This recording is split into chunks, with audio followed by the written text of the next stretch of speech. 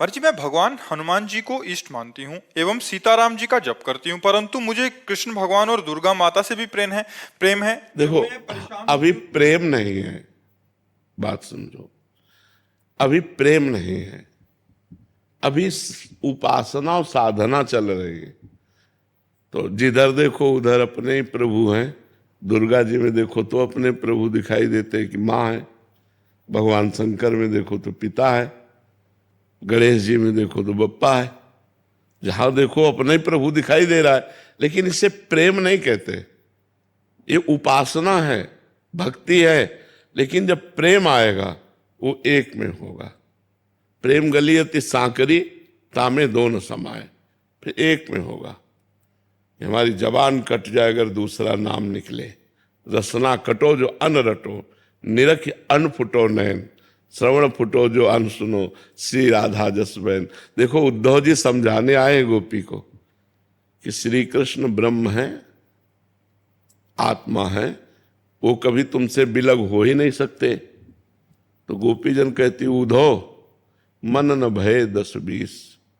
अब एक हो तो सो गयो श्याम पे, अब को आराधे ईस। एक मन था वो श्याम सुंदर ने चुरा लिया। अब तुम ये ब्रह्म ज्ञान कह रहे हो, कौन तुम्हारा ब्रह्म ज्ञान सुने? तुम किसी और को सुनाओ जाकर।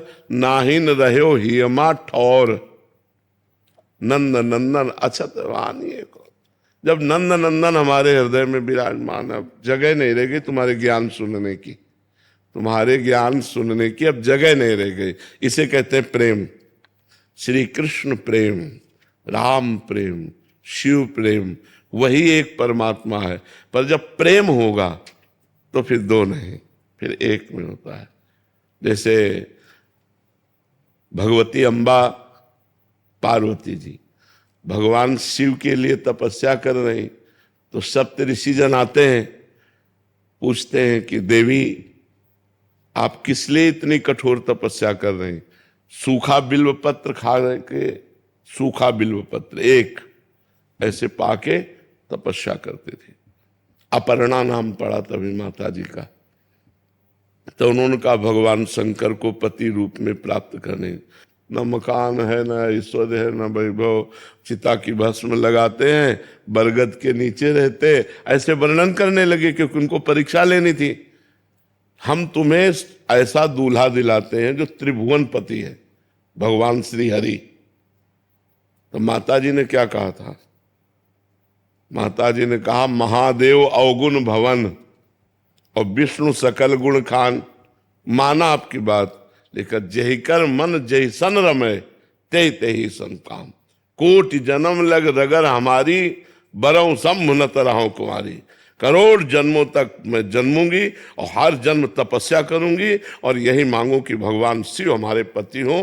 कोटि जन्म लग रगर हमारी, बरऊ सम्मुनता रहो कुमारी। अब वरण करूंगी तो शिव को ही, नहीं तो कुंवारी शरीर त्याग दूंगी और फिर भजन करूंगी, फिर भगवान शिव को प्राप्त। ये है प्रेम। कि दिखा रहे कि विष्णु से कोटि जन्म लग रगर हमारी, भरों शंभु न तरहाओ कुमारी। तो जब प्रेम आएगा वो एक में हो जाता है।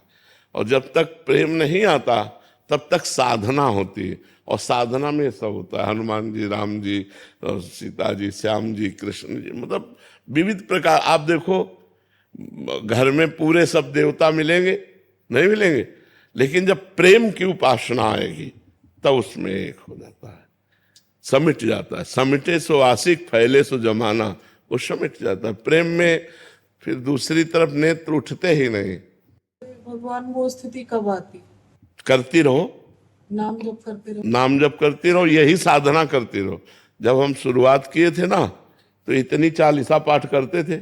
हनुमान चालीसा, शिव चालीसा, ये चालीसा, वो चालीसा, ये पाठ, वो पाठ।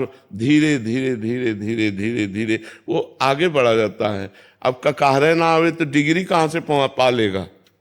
ककाहरा सही ढंग से आवे तो धीरे धीरे फिर वो डिग्री तक पहुंच जाएगा। तो हमें साधना यहाँ से शुरू करनी, आगे भगवान खुद रास्ता दे देंगे।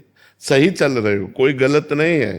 पर धीरे धीरे प्रेम की जब बात आएगी तो प्रेम गलियति सांकरी तामे दो न समाए। उसमें एक ही निश्चय हो जाता है, शिव तो बस शिव शिव शिव। अब नरक मिले चाहे स्वर्ग, हम इसकी परवाह नहीं, अब मैं शिव को नहीं छोड़ सकता।